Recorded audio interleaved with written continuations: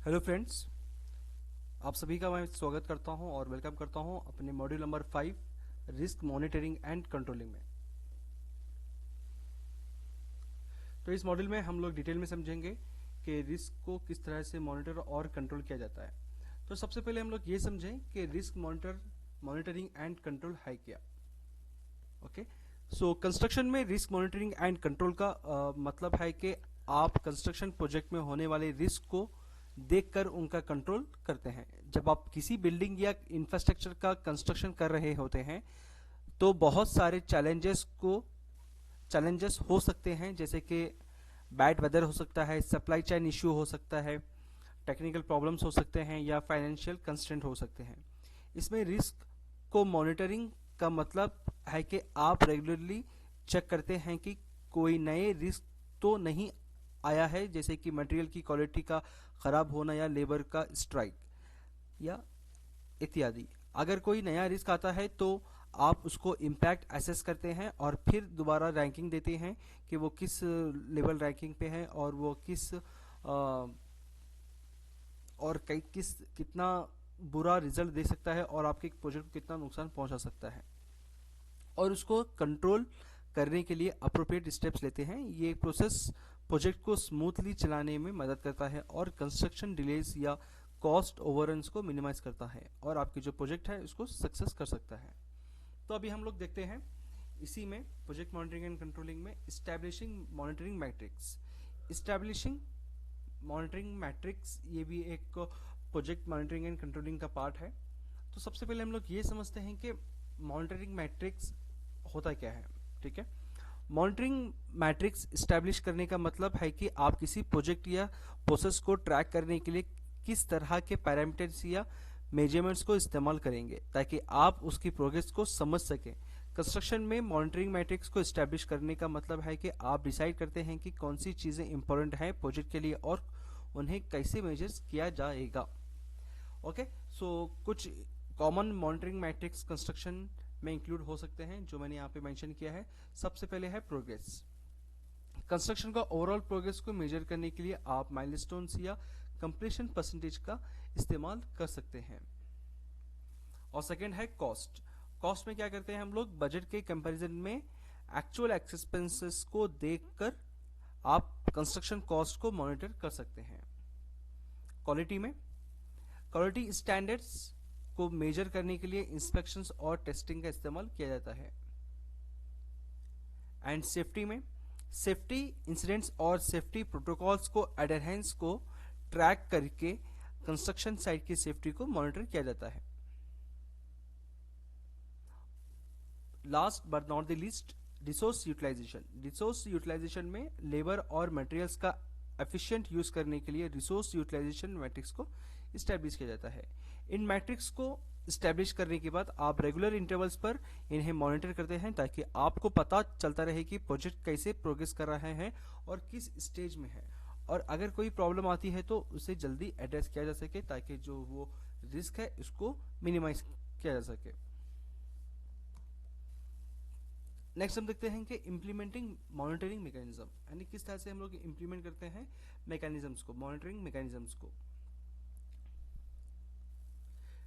तो सबसे पहले इम्प्लीमेंट करने का मतलब है कि आप किसी प्रोजेक्ट या प्रोसेस को मॉनिटर करने के लिए किस तरह के टूल्स, सिस्टम्स और टेक्निक्स और प्रोसेस को इस्टेब्लिश करते हैं। कंस्ट्रक्शन में मॉनिटरिंग मैकेनिज्म्स को इम्प्लीमेंट करने के लिए कुछ स्टेप्स होते हैं जो मैंने यहाँ पे आपके स्क्रीन पे मेंशन किया है। सबसे पहले है सेलेक्टिंग मॉनिटरिंग टूल्स। पहले आपको डिसाइड करना होता है कि कौन से टूल्स और टेक्नोलॉजीज का इस्तेमाल करेंगे प्रोजेक्ट्स को मॉनिटर करने के लिए। इसमें इंक्लूड हो सकते हैं जैसे कि प्रोजेक्ट मैनेजमेंट सॉफ्टवेयर्स हो गए, सेंसर्स हो गए, सीसीटीवी कैमरास हो गए और अदर मॉनिटरिंग इक्विपमेंट। आपके कंपनी के बजट के हिसाब से, आपकी कंपनी के स्टैंडर्ड्स के हिसाब से आप इसको इस्तेमाल कर सकते हैं। सेकंड है डिफाइनिंग की परफॉर्मेंस इंडिकेटर्स, दैट इज जिसको हम लोग केपीआई भी कहते हैं। ये की परफॉर्मेंस इंडिकेटर क्या करता है, आपको प्रोजेक्ट के लिए इंपॉर्टेंट पैरामीटर्स को डिफाइन करना होता है जो आप मॉनिटर करना चाहते हैं। ये पैरामीटर्स आपके प्रोजेक्ट की गोल्स और ऑब्जेक्टिव्स से जुड़ते हैं, जैसे प्रोग्रेस, कॉस्ट, क्वालिटी और सेफ्टी। थर्ड है एस्टैब्लिशिंग रिपोर्टिंग प्रोसीजर्स। एक इफेक्टिव मॉनिटरिंग मैकेनिज्म के लिए आपको डिफाइन करना होता है कि किस तरह के रिपोर्ट्स बनाए जाएंगे, किस फ्रीक्वेंसी पर बनाए जाएंगे और किस तरह के स्टेक होल्डर्स को प्रोवाइड किया जाएगा। तो इस इस्टेब्लिशिंग रिपोर्टिंग प्रोसीजर्स में हम लोग ये तरीका होता है। फोर्थ है ट्रेनिंग टीम मेंबर्स, यानी टीम मेंबर्स को ट्रेन करना। आपको अपने टीम मेंबर्स को ट्रेन करना होता है मॉनिटरिंग टूल्स और सिस्टम्स का इस्तेमाल करने के लिए, ताकि वो सही तरह से डाटा कलेक्ट कर सकें और मॉनिटरिंग प्रोसेस को सपोर्ट कर सकें।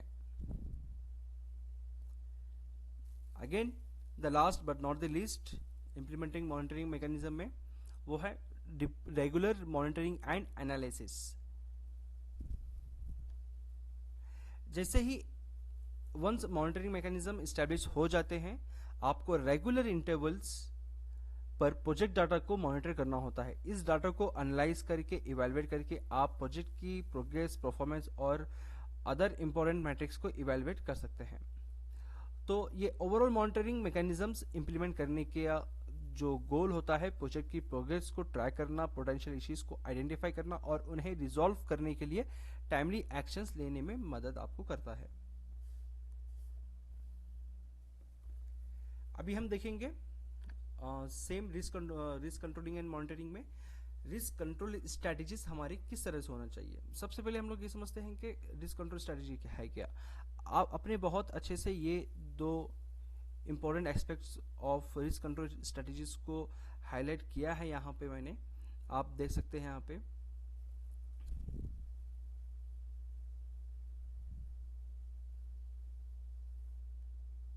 एक यहाँ पे जो मैंने कुछ रिस्क कंट्रोल स्ट्रेटजीज के जो कुछ पॉइंट्स लिए हैं यहाँ पे आपको दिखाने के लिए, आप देख सकते हो, वो है प्रिवेंटिव मेजर्स। प्रिवेंटिव मेजर्स ये स्ट्रेटजी में क्या होता है, organisations take proactive steps to reduce the possibility of और impact of the risk. For example, they may implement safety protocols, conduct regular equipment maintenance and enforce stringent quality control measures. नहीं, ये strategy में क्या होता है कि आपका जो ऑर्गेनाइजेशन जो होता है वो प्रोएक्टिव स्टेप्स लेता है ताकि आपके जो रिस्क के जो इम्पैक्ट होने वाला है उसकी जो पॉसिबिलिटी है उसको कम कर सके। जैसे कि example, they may implement safety protocols, conduct regular equipment maintenance, यानी आपका जो सेफ्टी की आपकी ट्यूबिटी हो सकती है, आपकी अवेयरनेस प्रोग्राम हो सकता है और आपकी जो इक्विपमेंट जो होती है उसको रेगुलरली मेंटेनेंस किया जाता है ताकि आपके जो रिस्क हैं उसको कंट्रोल कर सके। यानी ये जो एक्टिविटी होती है ये डे टू डे एक्टिविटी होती है, ठीक है। Then coming to risk transfer, जैसे मैंने आपको पिछले मेरे मॉडल में बताया था रिस्क ट्रांसफर के बारे में। इसमें क्या होता है कि organisation shares the risk with other parties. Organisation क्या करता है कि कॉन्ट्रैक्चुअली आपका जो रिस्क होता है वो किसी और पार्टीज को ट्रांसफर करता है। वो एक लीगल एक प्रोसेस होता है ताकि आप उस रिस्क से बच सकें। Purchasing insurance is a common example of this strategy. जैसे कि third party in the sense क्या होता है कि हम लोग इंश्योरेंस लेते हैं। अगर इंश्योरेंस लेने का मकसद ये होता है ताकि अगर कुछ नुकसान हो गया आपका तो वो आपके फाइनेंशियल इम्पैक्ट ना हो, ताकि जैसे कि अगर फायर हो गया या फिर कुछ अनसेफ एक्ट हो गया या फिर कुछ अनसेफ कंडीशन हो गया, तो उन केस में कुछ कंडीशंस होते हैं इंश्योरेंसिंग कंपनी के भी, तो वहाँ पे आप इंश्योरेंस लेके क्या है उसको क्लेम करवा सकते हो। तो इससे क्या होता है कि आपका जो फाइनेंशियल लॉस है वो कम हो सकता है। And insurance company bears its financial burden, जो भी आपका जो बर्डन है फाइनेंशियल वो आपकी इंश्योरेंस कंपनी बेयर कर लेती है। तो ये भी एक अच्छा एक स्ट्रैटेजी हो सकती है। और एक हो गया रिस्क रिडक्शन। इस स्ट्रैटेजी में क्या होता है कि organisations take specific actions to minimise the risk. This में include technological upgrades, training programmes and process improvement such as implementing quality management system. इसमें क्या होता है, ये स्ट्रैटेजी में रिस्क रिडक्शन करने के लिए यहाँ पे कंपनी कुछ स्पेसिफिक एक्शन लेती है रिस्क को मिनिमाइज करने के लिए। वो कौन से होते हैं, जैसे कि टेक्नोलॉजिकल अपग्रेड्स हो गया, ट्रेनिंग प्रोग्राम्स हो गए और प्रोसेस इंप्रूवमेंट्स, जैसे कि आपकी कंपनी क्यूएमएस सिस्टम इंप्लीमेंट कर सकती है ताकि आपकी जो प्रोजेक्ट की जो क्वालिटी है वो इंक्रीज हो सके। जैसे आपकी याद रखें क्वालिटी हम लोग की इंक्रीज होगी, ऑब्वियसली जब आप क्वालिटी के ऊपर जब आप काम करेंगे थोड़ा सा आपको इन्वेस्ट करना पड़ेगा, but believe me that is an investment not an expenditure expenses, okay? When you are expending money for the purpose of the investment, so definitely आपको अच्छा रिजल्ट दे सकता है। ठीक है, जब आप उसको एज एन एक्सपेंसेस समझ के अगर इन्वेस्ट करेंगे तो वो आपको फ्यूचर में भी आपको नुकसान दे सकता है। ओके, और एक होता है risk acceptance. Some risk can not be avoided और ट्रांसफर्ड। कुछ रिस्क ऐसे होते हैं कि इसको आप नेगलेक्ट नहीं कर सकते हैं, आप उसको नज़रअंदाज नहीं कर सकते हैं, और ना ही आप उसको ट्रांसफ़र कर सकते हैं। जैसे कि हम लोग किसी इंश्योरेंस कंपनी को देते हैं, कुछ रिस्क ऐसे होते हैं कि हम लोग उसको ट्रांसफ़र नहीं कर सकते हैं। और their mitigations may not be cost effective. In such situations organisations accept the risk. Contingency plans are developed so that if a risk materialised it impacts can be minimised. कुछ रिस्क ऐसे होते हैं जो कंपनीज जो contractor उसको accept करते हैं, और वो एक्सेप्ट करके कुछ कंटीजेंसी प्लानिंग यानी एक सेफर साइड, एक सेफ प्लान हम लोग को डेवलप करते हैं, ताकि जो रिस्क है, लाइक जैसे कि अगर वो रिस्क मटेरियलाइज रिस्क है तो its impact can be minimise. अगर वो मटेरियलाइज रिस्क है तो वो रिस्क को मिनिमाइज किया जा सकता है। ठीक है, और एक है कंटीजेंसी प्लानिंग।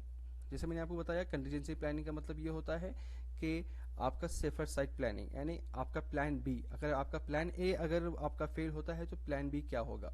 ओके, तो कंटीजेंसी प्लानिंग है ये। This is a proactive approach in which organisations develop contingency plans for unforeseen events. It defines the steps to take the resources to be used if a specific risk materialise. Okay, तो इसका बोलने का मतलब यही है कि contingency planning मतलब आपका से एक प्लान बी होता है। जैसे कि अगर रिस्क प्लान ए अगर आपका फेल हो गया तो अब रिस्क प्लान बी आप इम्प्लीमेंट करेंगे। ठीक है, तो ये क्या होता है, इस तरह से हम लोग रिस्क को मॉनिटरिंग एंड कंट्रोल करते हैं। तो सबसे पहले हम लोगों ने देखा था इस्टेब्लिश किस तरह कैसे करते हैं हम लोग मॉनिटरिंग मैट्रिक्स को। सेकेंड हम लोग ने देखा इम्प्लीमेंट किस तरह से करते हैं टूल्स एंड मैकेनिज्म को मॉनिटरिंग पर्पस के लिए। एंड थर्ड देखा कि किस तरह से हम लोग रिस्क को कंट्रोल करते हैं और क्या स्ट्रेटजीज हम लोग अपनाते हैं। तो मुझे उम्मीद है कि आपको ये मॉड्यूल समझ आया होगा। अगर कुछ भी आपके डाउट्स हैं तो आप मेरे कमेंट सेक्शन में आप पूछ सकते हैं। नेक्स्ट वीडियो तक के लिए थैंक यू।